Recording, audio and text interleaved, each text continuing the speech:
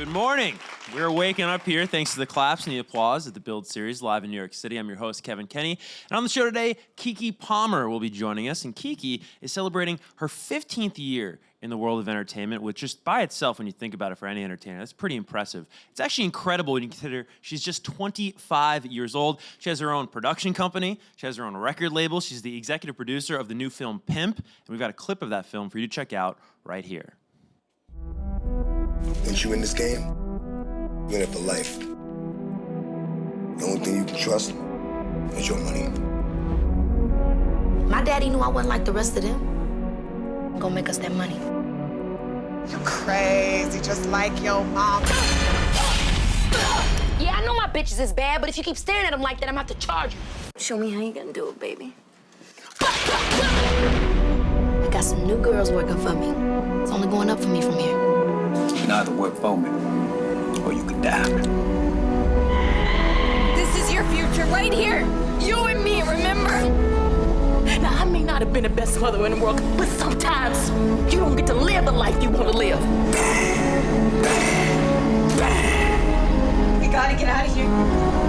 I ain't afraid of them. What is you anyway? Half girl, half pimp. All girl, all pimp. Please welcome Keke Palmer to Build. How y'all doing? How's everybody? Hey. Hey. Hey, thanks for coming by. Nice to meet you, Keke. Nice to meet you. I know you're like a veteran of Build, though. You've been here a number of times. I think you were here talking about your book I saw. Yes, it's very fun here. I always have a good time because I love the fact that the audience is just right there. Yeah, and even for you at home, like they're really right here. Yeah, I always say that to people. Like these are like probably the closest studio audience you'll find in New York City. Absolutely. Speaking of the book and then the film, and you do so many different things. Is it like seasons for you in terms of creativity, or are you trying to do everything all at the same time? No, I think it is kind of like seasons, and a lot of times it's worked out through, of course, scheduling. You know, some projects may not be going until this time of the year, or you know, I might already be booked for that, and so I kind of try to do it that way. You know, it comes to me, and I try to work at it, but things take time, and once they arrive, they arrive. You're nicknamed the boss, right? I see you on Yes. Instagram, and you got that from your dad because you always knew what you wanted to do as a kid. Yeah. When you had to be, you were 10, I guess, or were you 9 or 10 in barbershop? I was 9 in barbershop. I 9 turned years 10 the old. last day of filming on the set. Oh, So that yeah? was a very good birthday present for me. I was gonna say, did they do anything for you on the set? No, I just remember that's when I fell in love with Michael Ealy because he was like, happy birthday, and picked me up and swung me around. I was like, I'm in love with this man. But by 9, you're in barbershop too, right? And you have Yep. these visions for your life. Was it always as eclectic and diverse as your career has become, or was it more at that young age? Maybe it's just acting, and then you discover these passions. What was it? I think that I was eclectic at that age, but I don't think I realized that I could turn those passions into other careers. Like I never thought that I would eventually do some hostings or have a talker of my own or write a book, but that was who I was. Or I never thought that I would be more into comedy, even though that's who I was. I didn't really think about them in terms of a career. The only thing that I thought that I could actually do as a hobby or an activity was singing and acting, and that's where I took my attention. But as I got older, I realized, hey, there are other things that I love that I'm passionate about that I can also turn into something more. Well, you know, you have so many amazing young fans, many of which are in the studio audience with us today here at Build. And I think for any young person, that's kind of not a struggle, but something we all have to deal with. How do we turn a passion of ours into a career? And you talked about it right there, where you had these passions, you were creative. Who came along in your life? Was it a mentor? Was it a role model? Or maybe it was just you that was able to flip that switch and go, oh, I can turn these into businesses, or I can turn these into, a job? My mom. My mom was one of the main ones. You know, she always told me that it's about consistency and it's about investing in yourself. A lot of times we are always trying to kind of reach out to everybody to give us that validation or to tell us it's okay or that we can do it. But it really starts with you. And if you believe in it, then it's about you being consistent with it, continually practicing it, and researching and figuring out what you can do to take it to whatever that next level might be. Outside of my mom, I would have to say is people like Queen Latifah. You know, being around her and just seeing how she was able to have her own production company, be a rapper and a singer, be an actress, be a producer. Seeing her wear those different many hats, it kind of just showed me again, you can kind of do more than one thing. You don't have to just stick to that, you know what I mean? And all it takes is practice and consistency. Yeah, you got some great role models in the industry. You Thank you. name dropped Queen Latifah there. I saw a hilarious clip of you with Steve Harvey. Yes, oh my gosh, Uncle Steve Harvey Steve? is hilarious. Yeah, Uncle Steve. Because I've known Steve he was the star before I even thought of ever being in the industry. And so when I came into the industry, I remember always seeing him around. You know, that's Steve Harvey. I watched the Steve Harvey show. My family, we loved it. So Steve always seemed like he was like a family member or something like that to me. And in my later years, I got to spend more time around him at different events and have more conversations now that I'm an adult. And, you know, Steve, he be thinking he know everything. Steve don't know. That's a Capricorn for you. But is this true? Like, was that real? Like, he really gives you dating advice? Absolutely. Oh He's my like gosh, up yeah. in your business like that? Oh, Steve's everybody's business. That's the thing about him. That's why everybody, I think, loves him, because they feel like, okay, what's Steve gonna say now? Even when I used to watch his listen to his radio show in the morning, me and my dad, we'd be laughing. Here goes Steve trying to tell somebody about their life, you know. But that's what you love about him. And he's amazing. He's got the radio show, like you said. He's got the TV Yes. show. He's on New Year's now. Does a million different things, and he's also inspiration. Just to see, anytime you can see somebody, Jamie Foxx, anytime you can see somebody wear those many different hats and do them well, it's amazing. I remember one night I just started binge watching a bunch of comedy shows of Jamie Foxx's, and I'm like, Jamie, you about to have me write a stand-up show. Because it had fluidity. It was just like a work of art. He sang in it. He danced in it. He told us stories. He made us laugh. It was really brilliant. Jamie Foxx is amazing, which we all know. And guys like that, you know, he's become such a massive star in Hollywood. You almost forget that he was a really successful stand-up comic once upon a time. Exactly, because it was the seasons. Right. Yeah. He went through the seasons, love. Exactly. Also, in my opinion, the best ESPYs host of all time. He used to do the ESPYs like 10, 15 years ago, Jamie Foxx. So, you know, that ain't my lane. I don't watch the ESPYs, but I know it's huge. Well, let's talk about one of your lanes. You have many lanes here, Keke, and you are not just the star of this. You're the executive producer. Thank you. Of Yes. Pimp. That's amazing, guys. Round of applause for that, because Thank you so that much. is, I mean, just from behind the scenes, that's tough to do. Thank you. You know? It is, you know, and usually that means that you really stuck with the project, you know, that you really were around in the process of getting it made. And a movie like this was not very easy to get made. First of all, you know, it's the storyline, the content of it, everybody doesn't understand. They don't really get it visually. So the process of even getting to the point of filming it and putting it on camera, it took a lot of different people that had to kind of find a way to believe and get behind it. And I was a part of that process, from the audition tape that I created that was circulating, that allowed people to finally visually see the world, to being a part of it and staying in that space with the director till we got it made. I never let go of the dream of getting this movie made. I mean, a 6-year journey. You first, I guess, discovered or become interested or attached to it at 19 years old. Yep. You must be such a different person now at 25 than you were 19. But of course, this has been a constant in your life. Yes. At 19 years old, how does this come across your desk? Yeah. I was just coming off of like True Jackson and really doing still a lot of kid work. And I was wanting to do something different because, you know, that's a specific genre. And I was like, okay, I've been doing this genre for the last 5 years or so. I want something that's going to really stretch me and really challenge me in a way. So I found this script through my agency. They said, you know, I told them what I was telling you. And they said, okay, we think we might have found something that you might be looking for or interested in. My mother and I read the script, and we immediately thought this was going to be something that really would challenge me. And I was going to have a lot of fun with, you know, really going there for this character. And we put myself on tape. You know, well, first I tried to get audition. They wouldn't let me audition. And then my mother and I, we went to Chicago. I filmed kind of like an avant-garde audition tape where I kind of put myself into the world, did some improvisations, and we sent it to the director, and she fell in love with it. And that's how I got the role, you know. So you did that on your own. They wouldn't Yes. even give you an audition. Yeah. You took matters into your own hands Yep. and said, you know what, that's amazing. And my mother taught me doing those things all the time. You know what I'm saying? Like, you know, they always say you can't take no for an answer. And that doesn't mean you go banging on people's doors and being crazy. But, you know, you find interesting ways to help yourself stand out or to get where you want to go. Even if it's just an email every now and then to that person to say, hey, how you doing? I still want to work with you, or I still have this project in mind, or whatever it is that you're trying to pursue. You know, you just have persistence in it. And then that's the same thing when we're talking about this movie. Like, people always expect things to happen immediately, and they don't. You just have to stick with it. I was doing other stuff while I was waiting to get it. It wasn't like I was sitting down like this, waiting for Pimp to get made. You know, I was still keeping busy and still being involved in other things, but I still said, you know what, one day, God's gonna help me get this movie made. So I stayed on it, you know what I mean? And that's how it is with this industry, with your dreams, with anything you wanna do in life. It's gonna take time, but you just gotta stay with it. Well, was it the... Please. No, it's... A lot of life lessons today with Keke. It's my mother. My mother gives me these speech every week. I have a nervous breakdown. Keke, it takes time. It takes time. I get there. Was it something about the character that you portray Wednesday here that made you not give up on it? Because 6 years, it could be like, dude, like year 3, you're like, it would have been great. I did the whole video, but, life's life, right? Yeah. Like 6 years, that's like a heck of a commitment. What was it about this particular role or the film or the story that you were just so passionate about?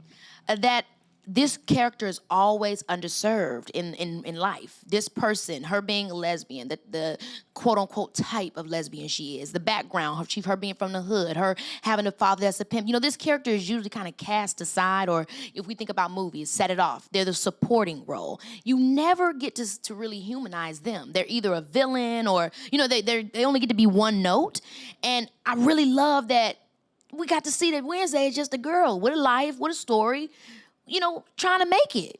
She was seen in a very real way as opposed to being overly done. And I think I was just, as a viewer, as a person who knows people like Wendy, my cousin's family, this is a normal person to me, even though that they sometimes are judged incorrectly by society. And so I think I was protective and really wanted to play the character so I wouldn't I would want to do her justice. I didn't want her to be this stereotypical, angry. I wanted her to have nuance and dynamics, show her sensitivity, show her femininity and her masculinity, because they're one and the same. I really wanted this character to just be done right. And I think that's why I stayed with this, because I was like, I really want to protect this person. Yeah, and just your portrayal of the character is incredible. All the reviews are very positive. Thank you very much. And a common word that you're using to describe it is intense. And you were nice enough to bring along the trailer there at the top of the show. You can just see within 30 seconds, 60 seconds, how the intensity of this role.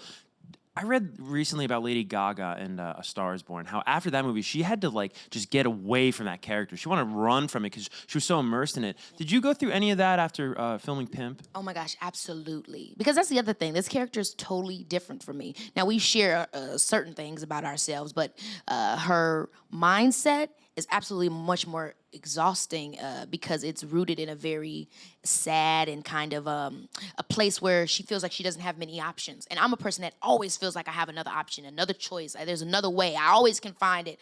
Whereas Wednesday, she's kind of like, this is all I got. And that's very limiting. So to live in that limited space, which you have to if you really want to go there with a role, it can be extremely depressing and draining. And that's what it was for me. I remember as a kid, I used to hear about Denzel or Daniel Day-Lewis, these actors, Sean Penn, where they would say, I did this movie role and I had to take a 3-year break. And I'm just like, that's crazy. I love acting. Why would you ever want to take a break? It just seems ridiculous.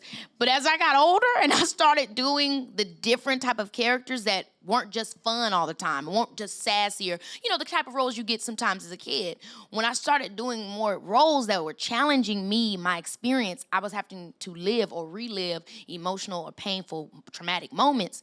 I was like, hell yeah, I gotta take a damn 3-year break. I wanna do comedy. Where's Star at? Lee? It can really mess you up. So that's the whole thing. Acting is like being an emotional daredevil because your emotions don't know that you're kidding. You know that you're doing this for a particular purpose, but you can't check your emotions turn on the tears. You actually have to get them from somewhere. There's a thought, there's a trigger that you have to use. And that's a muscle. And it can be a bit much. I can drink this water? Yeah. Got thirsty. We'll allow Keke. Water all right? Working up a sweat. On the flip side of that, do you ever miss characters? Do you ever miss a little bit of Wednesday, even if it was challenging? Sometimes we go through hardships even with friends, and it's like, you know what? I kind of miss that guy or gal. I watch Wednesday in the movie. I don't miss playing Wednesday. I actually don't. I love playing her. It was a special time in my life, but she isn't a character I want to go back to. There's a lot of characters that I'd go back to. I'd go back to Akila. She was very fun. I go back to True Jackson, Jump In, more of the lighter stuff. When it comes to this character, it was this one was hard, I wouldn't go back. Is there a role at the top of that list? I mean, you just name dropped a couple, but who's put a number one right there of something you'd love to either reboot or... Number one would probably be True Jackson VP. That was a very fun, empowering role. It was exciting. And often I imagine in my life, if True Jackson was around now, she would be doing styling for Migos. She would be doing for 2 Chainz and Beyonce. And I'm like, that would be such a dope little show of True Jackson. I'm grown now. I don't know you guys remember me from when I was 15. Well, now I own Mad Style. I totally adore. You know what I mean? That was an awesome time in my life, and also it was a fun character to play. Yeah. You know what I want to ask you, just getting back to this really quick, is when did Lee Daniels become a part of this? Was it at 19, or did he come along later? Or? So he came after the movie was made. Oh. The movie had been done, but he of course added to the creative process of it, through the editing and just the sound, the music, and all that kind of stuff. But he came once the movie was done. It was probably like a year out, so maybe this is like a year and a half or so ago. And my mom got a call, and they said Lee wants to meet with Keke. Can we schedule something? And I was just thrilled because I love Lee Daniels. I love his work, and I also like the kind of guy he is, what he stands for. And so I went down to his office and met with him, and it was just like, it was so you do movies because you love them. You do whatever you do because you love it. But it really does feel good when people understand on a very creative level why you love the things you do. And sitting there having that conversation with him, I was just on fire because I'm like, he understands exactly me. Yeah. He really gets me as this, artistic people. We can be real quirky, the things we think about and how we come to the stuff we do. And he got it all. He really got me. And I loved it. And we became really cool people, really cool friends because of that. And work with him on Star, and he really believes in me, and that's invaluable to me. I appreciate him as a person. You're listing your resume at the top, just part of it, because it's quite accomplished. But you have your own production company, of course. You're EPing now. I think this is the stat, but you were the youngest host to ever have a syndicated talk show, which is incredible. Thank you so much. The point I'm getting at is you've done so much. You must have crossed off all the bucket list items that you made as a kid. What are something that you haven't accomplished yet? Is there actual things that can you actually imagine? You started in movies, you've done music, the everyday stuff, having family, all that kind of wondering when I am so driven and I love. I honestly can't see my life without entertainment. I don't know what it would look like. You know what I mean? And that can be kind of scary because I don't want to be the star forever. I do want to be at some point just the director and the person that's behind the scenes and, maybe do a movie or something like that, act in something every now and then. But I don't always want to be doing it at this level. You know what I'm saying? And so I don't know when that will change. A new idea comes into my mind every day because that's just who I am. It might turn from, I'm not that interested in movies right now, but now I want to do stand-up. You know what I mean? So it goes in different directions. But the most things that I look at my life and say, I wonder when this is going to happen, or I wonder what it would be the normal everyday stuff. Right. Because following my dreams and being driven in my career, that's all I've done. Yeah. That's all that I know. It's the other stuff of life that everybody else knows that I don't. And it's inevitable. That stuff's going to have to take a backseat, right? When you've been as successful and aggressive as you. No, well, you tell me. You're right. It has to. It has There's only so many hours in a day is what I'm saying. And I'm 25. I don't want to be 50 like finally time for me to find love. I'm the president. But no. So I don't know. I think that's also the question that a lot of people my age might ask themselves too. Yeah. I think I'm hard on myself, and I always, you always think you're the only person thinking that. Then all it takes is you going on Twitter or Instagram and seeing a meme, and you're like, whew, I ain't the only one. So those memes they're very good to relieve you. They're comforting, yeah. They're comforting. You think you're crazy, then you go on somebody. I seen a meme the other day that made me know I was not crazy. It said, ooh, I can't wait to run my boyfriend a bath and throw the radio in it. I said, yes, love. That was relatable? That's what Keke's relating to on Twitter? It was so funny. But yes, I love the memes, honey. That's me. That's me right there. That's amazing. It's always those ones and the anxiety ones. Count me in. I'm more of a sad Kermit the Frog kind of guy. But if you want to throw radios in a bathtub. So you're shady and petty? No, I'm not. Kermit is always shady, which I also am as well. I'm a Virgo, so we good for the shade. You have your own, this is quite the segue, but you have your own record label now, Keke. Yes. Or I guess you have for a minute. Yeah. What's the status on the music? So the album is done. Okay. I'm really getting ready for the rollout very soon. I'm excited. I've shot some great visuals. And so that's really all it is. I'm just waiting to finally talk to my team and say, when is the date that we're actually going to go straight out with it? But the album is done, and I'm so excited. That's awesome. I can't wait for everybody to hear it, yeah. Well, you spoke about timing earlier in the interview, and I just feel like you as a musical artist, I know you've said in the past that like the traditional way the industry operates on the music side just never really fit for you. It never worked for you, and that's probably led to you starting your own label. But now it's like, I think it's the best time for someone that does so many things as you do, because you don't need to sort of dedicate like 3 months to an album rollout. You can kind of do whatever you want because there's no rules anymore. You can. Have you sort of feel the same way? That's exactly how I feel. Is that I feel like, but because I do so many things, I always want to make sure none of my projects overshadow the other. Right. So with me, it always is about, okay, when do I decide to put this out, or if what's coming on here or what's coming out there, and I try to really be strategic about that, just so my audience doesn't, get confused or just kind of overwhelmed. But when it comes to what you're talking about in terms of the labels and all that stuff, there's a lot more freedom where artists have the ability for their fans to find them, as opposed to always being beholden to the labels' agendas. Because now you have streaming, you have Spotify, you have Instagram, you have other ways that people can find their audience. And for me, that's for any traditional talent, that's like, woo, you know what I mean? Because up until that point, we were beholden to someone calling or someone saying, and now it's like I can directly see what my audience want, what they respond to. I have the proof here. Yeah, absolutely. What does the music sound like? My music sounds soulful, but I've been working with, most of my records have been produced by Tasha Couture, so it has like a very Atlanta trap vibe, production-wise, and have some about 2 or 3 slow jams on there. But you would call it, I mean, it sounds very me. You know what I mean? You have, I can't describe it from any other way but me, Keke. It's personality, it's fun, a lot of more up tempos and of course slow tempos, because whatever the subject matter is, I always try to, me as a person, I always try to keep the energy up. You know what I mean? So when you hear it, you feel like, this Keke, you know what I'm saying? Right. But speaking of music, I got to ask you this question. I don't know if you've been asked this a million times. How much do you hate Drake? I used to love Drake until he took my name and made it mainstream. Okay? Because Keke, didn't nobody have Keke? Now I'm seeing everybody, Christina, talking about something, but everybody calls me Keke. Since when, girl? Since when they called you Keke, girl? So now I'm done with Drake, because now everybody thinks they Keke. You probably be telling people you Keke on the low, too. I'm so over it. I was too mad. I'm like, really, Drake? Really? Got it. My new lower third is going to be Keke, by the way. Guys in the back right here. All right, we have a bunch of Twitter questions, and also we're going to get to some questions here in the studio audience. Let's go to Twitter first, though. This comes from Edward is the Man, very humble Twitter user. What is your favorite memory filming True Jackson VP? My favorite memory. I had a really lot of good times on that show. My favorite memory, I'm trying to think. Ugh, it's so hard. Okay, maybe my favorite memory would have to be the first time that I ever filmed.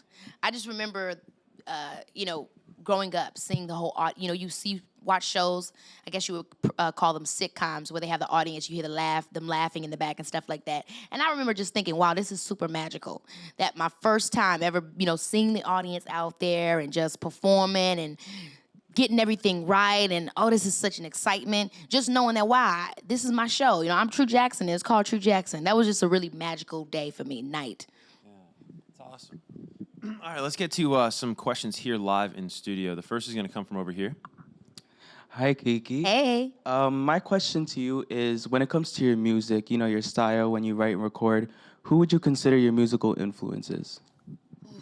That's so hard, my musical influences. I got a follow-up to that. I think a lot of the people's music that I like